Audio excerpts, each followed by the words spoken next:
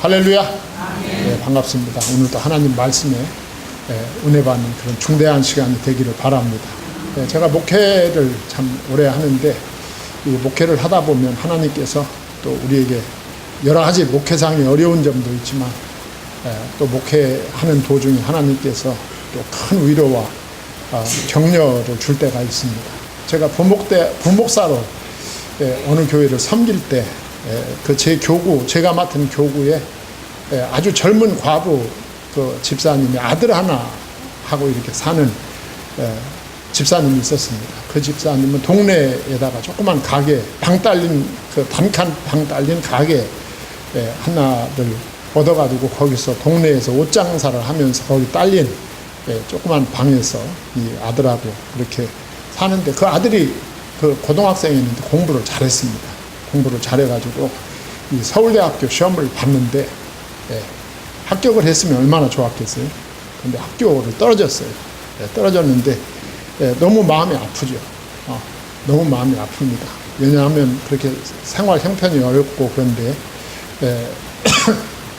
학교를 합격을 해줬다라면 얼마나 우리 목회자들도 이렇게 마음이 편하고 그랬을 텐데 떨어졌어요. 너무 안타까워하고 있고 본인한테는 말도 못하고 있는데 수요일 날 이렇게 발표한 날이 수요일 날인가 화요일 날인데 수요일 날 그 저녁 예배 시간에 설교를 제가 맡았는데 감사한금이 이렇게 두꺼운 봉투가 하나 올랐는데 보니까 그 집사님이 감사한금을 한 거야. 아들이 대학교에서 떨어졌는데 감사한금을 했어요. 제가 그 축복 기도를 해주면서도 너무 가슴이 아팠어요. 그리고 이제 예배 끝난 다음에 다 집에 들어간 다음에 전화를 했어요. 제가 어떻게 된 건가 하고 전화를 했더니 목사님 성경에 범사에 감사하라고 했잖아요. 제가 충격을 받았어요. 그래요 집사님, 범사에 감사하라고 했죠. 범사에 감사하라고 해서 자기는 그 말씀을 믿기 때문에 하나님 앞에 헌금을 드렸대요.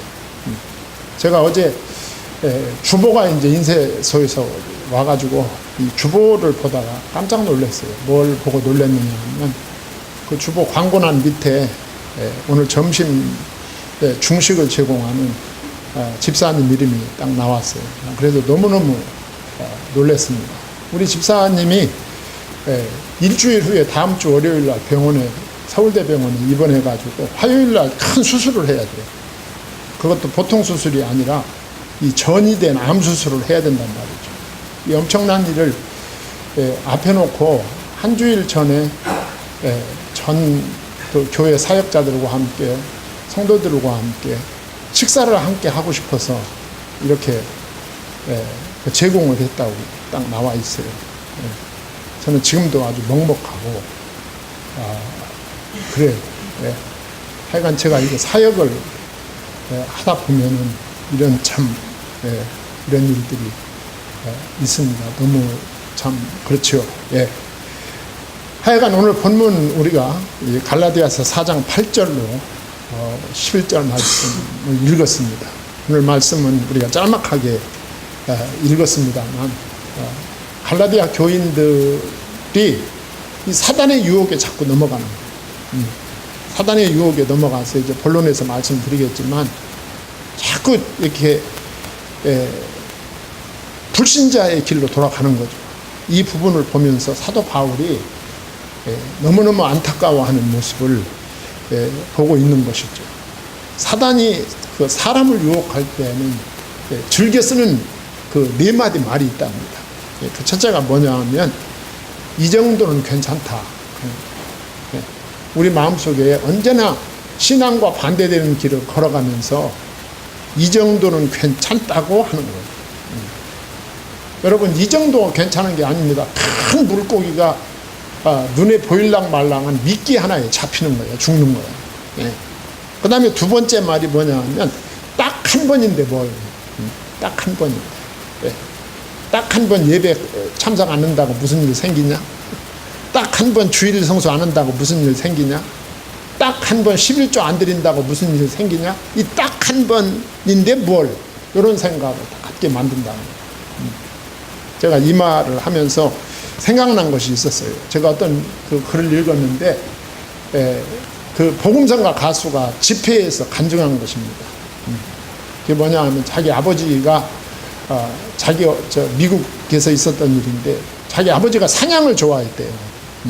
그런데 자기는 어렸을 때고, 그런데 이제 하루는 주일날인데 자기 아들을 데리고 이 아버지가 사냥을 가는 거야. 사냥을 가기로 한 거야. 그 막 준비하는데 엄마가 그렇게 말하는 겁니다. 네.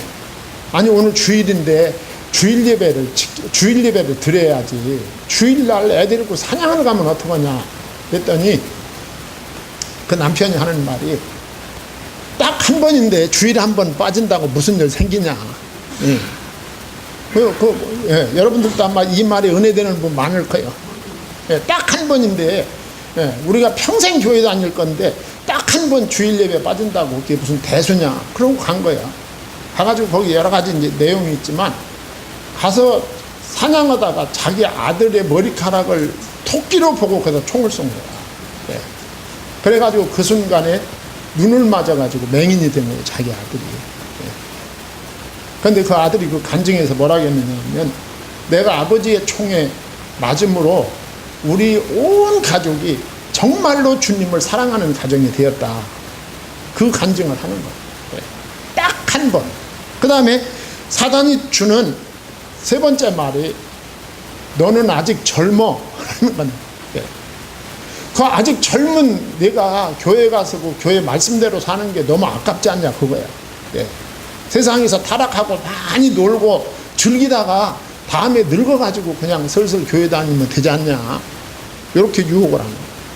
네 번째 말이 누구나 이렇게 사는데 뭘 그래. 누구나 다 그렇게 살아. 너만 그렇게 사는 거 아니야. 괜찮아. 그렇게 유혹을 하는 거죠. 이래 가지고 조금씩 성도들이 세속화되는 거죠. 그렇게 만드는 거예요, 사단이. 그러니까 오늘 본문 갈라디아 교인들도 똑같은 거예요, 똑같은 거. 사도 바울이 복음을 전해서 세운 교회가 갈라디아 교회 아닙니까? 그런데 이 갈라디아 교회가 이단들의 유혹에 흔들리고 있다는 소식이 바울에게 들린 거야. 그렇게 믿음이 좋아 보였던 성도들이 흔들리고 있는 거야. 그러니까 사도 바울이 볼 땐 애가 터지는 거야. 애가 터져. 어떻게 그렇게 예수님 영접하고 말씀으로 양육한 이 성도들이 그 이단자의 유혹에 그렇게 믿음이 흔들흔들 할 수가 있느냐 그 말이죠. 그래가지고 사도 바울이 그들을 붙잡아 놓으려고 하는 거죠. 흔들리지 말아라. 그러면서 제가 세 가지를 말씀드릴 텐데, 첫째는 너희들의 과거가 어쨌는지 아느냐, 이걸 묻고 있어요. 8절에서. 예수 믿기 이전의 삶을 너희들이 기억해야 됩니다. 예수 믿기 이전의 삶을 두 가지로 묘사합니다. 그 첫 번째가 뭐냐 하면 그러나 너희가 그때에는 하나님을 알지 못하여 그랬어요. 그때가 어느 때입니까? 예수 믿기 이전이죠. 이전. 너희들이 예수님을 믿기 이전에는 하나님을 몰랐다는 거죠. 하나님을 몰라서 사망에 처한 이방인들이었다 그 말이에요. 하나님을 몰라서 사망에 처한 이방인들로 살았다 그 말이죠. 당신들은 예수님을 믿기 이전에 성령께서 내주하거나 성령의 역사가 당신들의 삶 속에서 일어나지 않았던 때가 바로 예수 믿기 이전의 때다 그 말이죠. 그리고 당신들은 예수 믿기 이전에는 하나님과 함께하는 풍성한 삶이 어떤 것인가를 당신들은 경험하지 못하고 살았던 때가 바로 그때다 그 말이에요. 너희가 그때에는 하나님을 알지 못했다. 그러나 우리들도 마찬가지죠. 저는 가끔 내가 예수님을 믿지 않았으면 지금 어떻게 됐을까? 그 생각을 참 많이 합니다. 나이가 먹을수록 더 그렇더라고요. 예수님을 믿지 않았으면 어떻게 됐을까? 지금 뭐 할까? 아마 어떻게 생각하면 예수님 믿지 않았으면 지금까지 살지도 못했을 것 같아요. 그런 생각을 참 많이 합니다. 자, 갈라디아 교인들이 그랬다. 그 다음에 8절 하반절에서 그때 본질상 하나님이 아닌 자들에게 종로를 타였다. 예. 하나님이 아닌 자들에게 종로로 타였다. 사단의 종로로 됐다. 그 말. 우상의 종로로서 하며 살았다. 예. 미신을 섬기며 사신 우상을 섬기는 그것들에게 종로로 타는 삶을 살았다. 다시 말하면 거짓 신들을 섬기고 살았다. 예수 믿기 이전에 그렇게 살았다. 그 말이죠. 사도 바울은 에베소서 2장 2절에서 3절 또 12절 보면은 예수 믿기 이전의 삶을 아주 구체적으로 묘사하고 있습니다. 그때 너희는 그 가운데 행하여 이 세상 풍조를 따르고 공중의 권세 잡은 자를 따랐으니 곧 지금 불순종의 아들들 가운데 역사하는 영이다. 그때에 너희가 본질상 진노의 자녀이었더니 그때에 너희는 그리스도 밖에 있었고 이스라엘 나라 밖의 사람이라 약속의 언약들에 대하여는 외인이요 세상에서 소망이 없고 하나님도 없는 자이더니 그랬어요. 예수 믿기 이전의 삶을 아주 적나라하게 묘사하고 있어요. 에베소 교인들도 그랬다. 오늘 갈라디아인들도 마찬가지다. 이전에 당신들은 세상의 신들을 섬겼다. 실제로 그랬습니다. 갈라디아 사람들이 섬기던 신이 여러분들이 그 신화 그 신화에서 있던 주피터 신을 섬기고 그들이 주피터 신뿐만 아니라 머큐리 신을 섬기고 그러다가 유대인들을 만나서 유대교를 믿다가 사도 바울을 만나서 예수님을 영접하게 된 거야. 이게 갈라디아 교인들의 과거다 그 말이죠. 예. 하나님 알기 이전에 영적 무지로 인해서 경배의 대상이 아닌 이방 종교를 따르고 섬겼다. 이게 당신들의 과거다 그 말이죠. 예, 과거다. 이 세상에 하나님을 계시해 주기 위해 오셨던 예수 그리스도를 믿지 않는 이상 모든 것은 우상 숭배에 불과한 것이다. 당신들은 과거에 우상의 종로를 타며 살았다 그 말. 그랬던 당신들이 어떻게 그 어두움에서 밝음으로 나왔는데 그 밝음으로 나온 자가 다시 어두움을 그리워하며 어두움으로 돌아간다는 것이 말이 되느냐 그 말이죠. 사도 바울은 이해할 수가 없다는 거예요 지금. 네. 이해할 수가 없다는 것입니다. 그래서 두 번째로 사도 바울이 성도에게 주어진 특권 두 가지를 밝혀주고 있어요. 네. 당신들이 이제 당신들의 신분이 뭔지 아느냐 그 말이죠. 그래서 9절 상반절을 보면 이제는 그랬어요. 아까 8절에는 그때에 그죠. 그때는 예수 믿기 이전 때, 이제는 예수 믿은 이후입니다. 네. 자, 예수 그리스도를 믿은 이후에 너희가 하나님을 알 뿐 아니라 그랬어요. 예수 그리스도로 말미암아 너희는 하나님을 알게 됐다. 이제는 그 말이죠. 여러분 예수 그리스도를 영접하면 하나님이 알아집니다. 지적으로 하나님이 알아지고 영적으로 하나님을 알게 되는 것입니다. 당신들은 예수님을 믿음으로 지적으로 영적으로 하나님을 알게 되었다. 안다는 것은 이제도 말씀드리겠지만 한쪽만 알아서 아는 것이 아닙니다. 내가 대통령을 안다. 우리가 대통령이 날마다 뉴스에 나옵니다. 뉴스에 나오는 대통령을 안다고 하지 않습니다. 우리들. 왜 그렇습니까? 그가 나를 모르기 때문이죠. 안다는 것은 교제가 있어야 됩니다. 안다는 것은 체험이 있어야 됩니다. 만나야 된다 그 말이죠. 안다는 것은. 여러분 사도 바울이 사도행전 9장에 보면 사도 바울은 사도가 되기 전에 예수 믿는 사람을 아주 지독하게 핍박하던 인물입니다. 그 사람. 예. 아주 기독교에 대해서 말할 수 없는 거부감을 가지고 있던 사람입니다. 예. 자기는 유대교인으로서 하나님이 기독교를 박멸할 사명을 주셨다고 생각을 하고 기독교를 핍박하던 사람이에요, 바울. 예. 그래서 사도행전 7장에 스데반이 순교할 때 그 책임자가 바울인 거예요. 예. 스데반을 돌로 쳐 죽이는 책임자가 바울이었던 거예요. 그렇게 변화받기 전에 이름이 사울이죠. 예. 얼마나 지독한 핍박자였는지 모릅니다. 그런데 그가 기독교 신자들을 체포하고 체포해서 잡아 죽이기 위해서 다메섹으로 가지 않습니까? 우리 다 아는 얘기죠. 그 다메섹에 거의 이르렀을 때 하늘에서 햇빛보다 더 강렬한 불빛을 받습니다. 그 빛이 예수 그리스도입니다. 예수 그리스도입니다. 예수님을 만나게 되죠. 거기서 사울아 사울아 내가 왜 나를 핍박하느냐.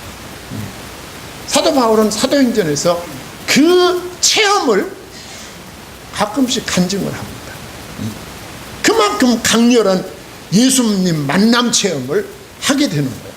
그 만남의 시점이 언제냐? 정오라고요. 정오. 난 12시야. 12시. 난 12시에 사도 바울이 예수님을 체험하게 된 거야. 알게 된 거야. 믿기를 바랍니다. 예, 예수님을 만났어요. 그래서 그 난 12시 이전의 바울과 12시 이후의 바울은 완전히 다른 사람입니다. 난 12시 이전의 바울은 예수 믿는 사람을 잡아 죽이는 것이 목적인 사람이 바로 12시 이전의 사람. 12시 이후의 바울은 예수 그리스도가 생명의 복음이다. 이 복음은 모든 사람이 믿고 받고 구원받아야 된다 라고 복음을 증거하는 복음 전도자로서의 바울이 12시 이후의 바울입니다. 우리에게도 이런 정오가 있어야 됩니다. 정오. 예수님을 믿기 이전에 나와 예수 그리스도를 믿은 이후에 내가 있어야 된다. 난 12시가 있어야 돼. 우리 성도님들의 12시는 언제입니까? 예. 하여간 이게 있어야 됩니다. 에베소서 2장 13절에서 사도 바울이 이제는 전에 멀리 있던 너희가 그리스도 예수 안에서 그리스도의 피로 가까워졌느니라. 그래서 그리스도를 만났다 그 말이에요. 예. 바울이 그리스도를 만나고 변화됩니다. 바울이 예수 그리스도를 영접함으로 하나님을 만나고 하나님의 자녀가 되고 복음을 증거하는 사역자가 된 것입니다. 하나님을 만났어요. 자, 하나님을 아는 특권이 주어지는 거예요. 예수 영접하면. 자, 그런데 나만 하나님을 아느냐? 오늘 본문 9절 중간에 보면 더욱이 누가? 하나님이 아신 바 되었거늘 그랬어요. 얼마나 놀라운 이야기입니까? 예.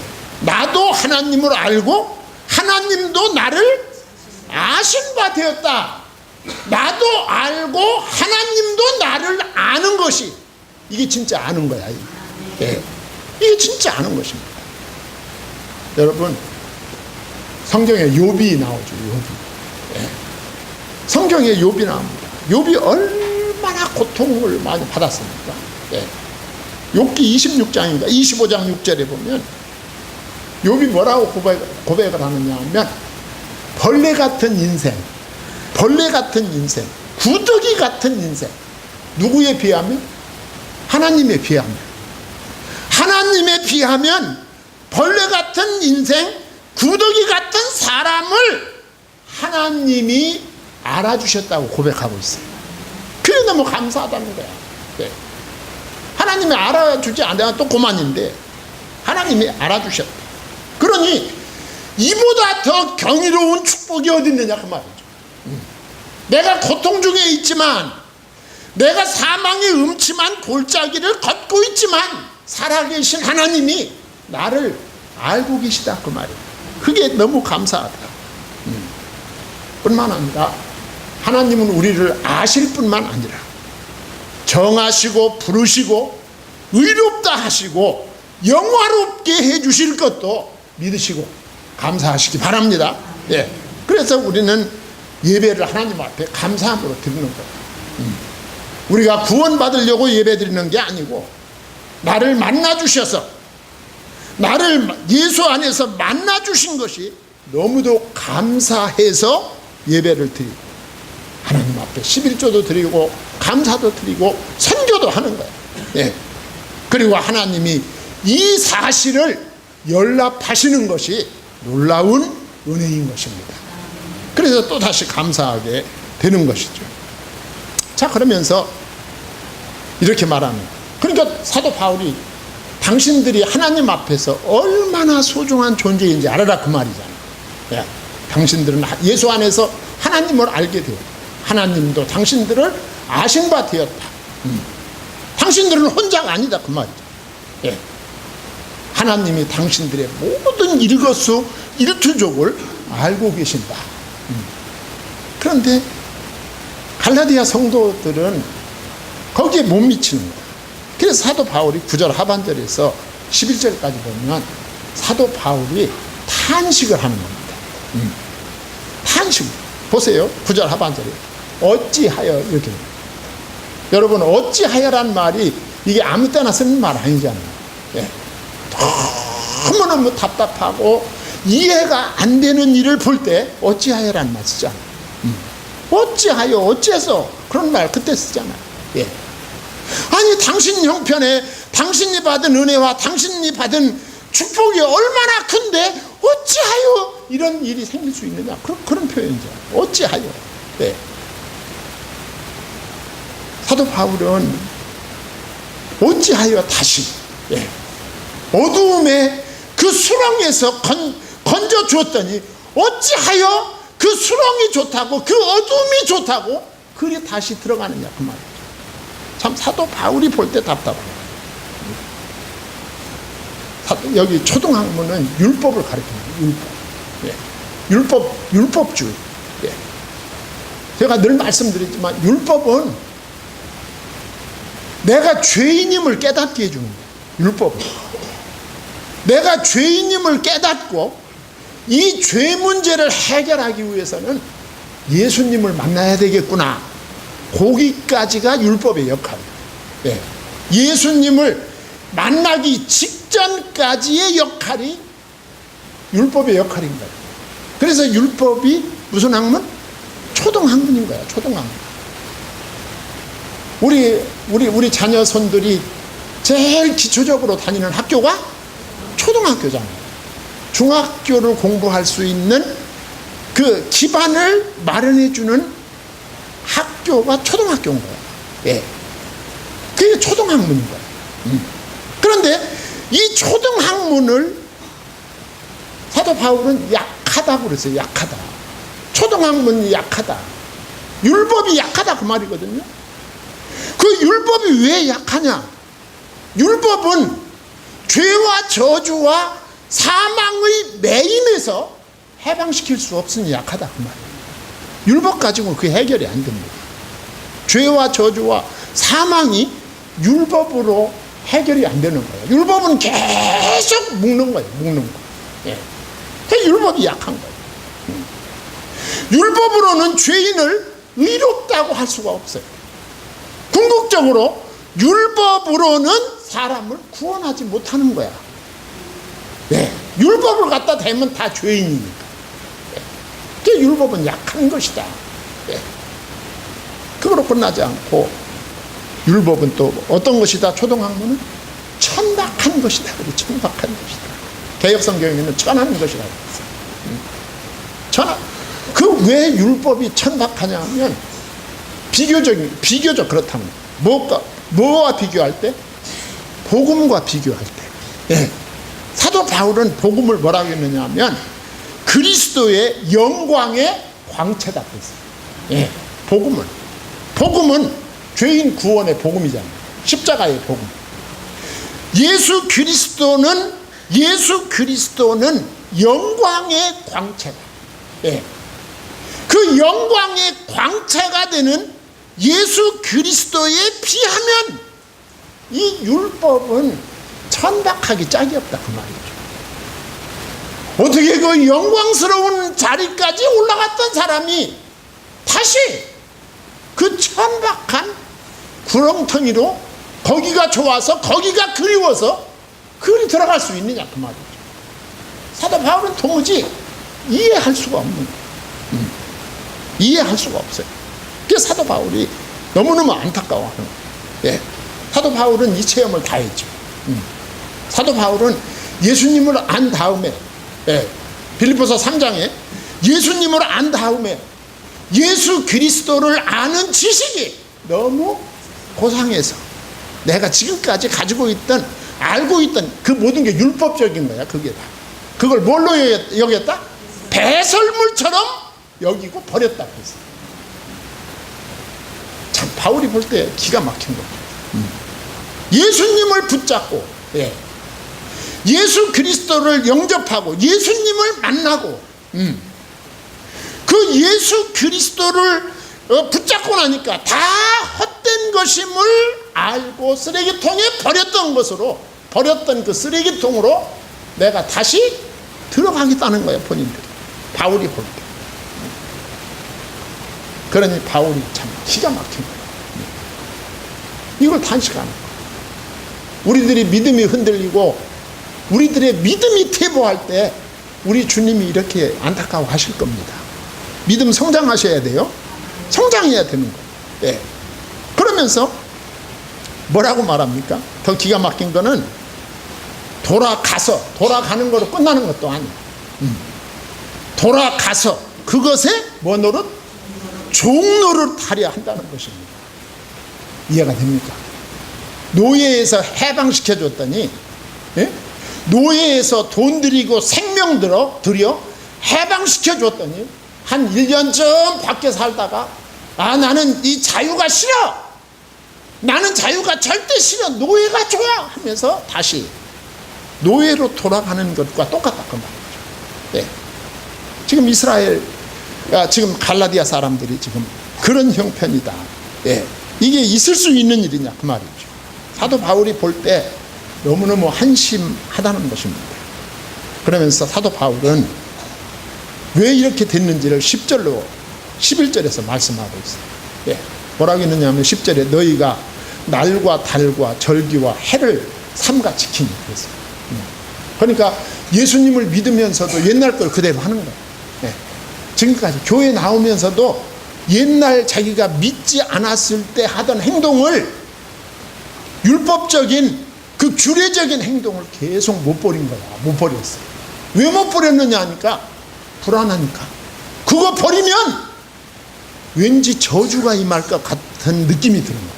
여러분, 한 사람의 새신자가 교회에 나와가지고 과거에 자기가 하던 것을 다 버릴 때 두려움을 느낍니다. 제가 우리 교회 몇 년 전에, 예, 세상에서 완전히 미신을 숭배하던 성도가 한 분이 등록을 했어요. 우리 교회. 등록을 했는데 저는 목사님 예수님 믿겠습니다. 우리 교회에서 다 훈련을 받았죠. 훈련 받았는데 재밌는 것은 목사님, 내가 지금까지 미신을 숭배하던 그 기구들 있어요. 그거 다 있더라고요. 보니까 책도 있고 뭐 호두할 만한 묵주가 막 쭉 벗겨 있는 것도 있고 여러 가지가 있더라고요. 근데 그거를 목사님 전 처리를 못 하겠어요. 무서워서. 예. 그러냐, 무서워서 처리 못 하냐. 그래서 제가 뭐라 그러면 나한테 가져라. 내가 처리를 하마 그랬어요. 그랬더니 그거를 한 보따리를 가져왔어요. 그거를 제 서재에다 몇 년 동안 놔뒀다가 아마 언제 청소할 때 친 것 같아요. 두려워합니다. 내가 너희를 위하여, 보세요. 너희가 날과 달과 절기와 해를 삼가 지켰다. 그냥 지킨 것도 아니고 아주 삼가 조심스럽게 지켰다. 예수 영접하고 하나님의 자녀로 살면서도 과거의 율법적인 삶에서 빠져나오지 못한 거예요. 두려워서. 그거 하지 않으면, 그 유대인들이 1500년 동안이나 지켜내려온 그 유대인의 율법적 규례가 완전히 몸에 배버렸어요. 예. 미신숭배, 우상숭배, 이 흑암 세력을 섬기던 그것이 몸에 밴 사람들이 거기서 나와서도 정신적으로 사상적으로 빠져나오는데 그렇게 쉽지 않다 그 말이죠. 갈라디아 성도들이 그랬어요. 그러니 여러분, 저는 바울과 같은 목회자로서 이런 성도들을, 사도 바울이 이런 성도들에게 말씀을 가르치고 말씀을 전하고 이런 성도들을 온전한 그리스도인으로 길러내기 위한 사도 바울의 고군분투를 느낄 수가 있었어요. 오늘 말씀 속에서 얼마나 힘들었어요. 바울은 갈라디아 성도들에게 믿음은 궁극적으로 율법을 완성한다는 사실을 가르쳐 줍니다. 믿음 안에 율법의 완성이 있는 거야. 믿기를 바랍니다. 그러나 성도들은 율법주의 이단의 유혹에 넘어가 믿음보다 율법적 행위를 중시하고 있는 것입니다. 여러분, 구원은 믿음으로 받습니다. 예수님이 말씀하셨어요. 주 예수를 믿으라 그랬어요. 그리하면 너와 내 집이 구원을 얻으리라. 하나님이 세상을 이처럼 사랑하사 독생자를 주셨으니 누구든지 이를 믿는 자는 멸망하지 않고 영생을 얻으리라. 믿음으로 받는 것입니다. 내가 율법을 지켜서 받는 것이 아니야. 그래서 사도 바울이 걱정을 합니다. 11절, 내가 너희를 위하여 수고한 것이 헛될까 두려워하노라 그랬어요. 헛될까 두려워하노라. 우리 성도님들, 구원은 믿음으로 받습니다.